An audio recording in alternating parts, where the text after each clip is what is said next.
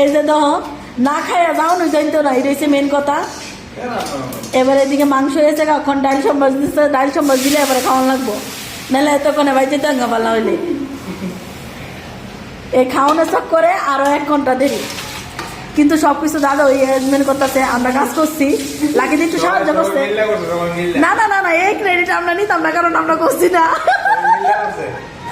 একদমই না, দাদা করছে।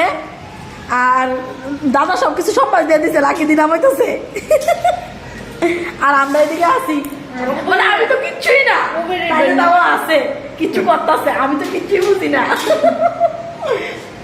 দিদি দৈন্যমতা লইতেছে, পরে আমি কইতেছি কেমন দিদি তুমি যে রান্নার বিষয় দৈন্যমতারি লইছ, আমি বুঝি যে ডাইলে দেওয়া লাগবো, কিন্তু আগে তো মাথাত গেছে না যে দৈন্যমতারি লইলে ভালো হইব।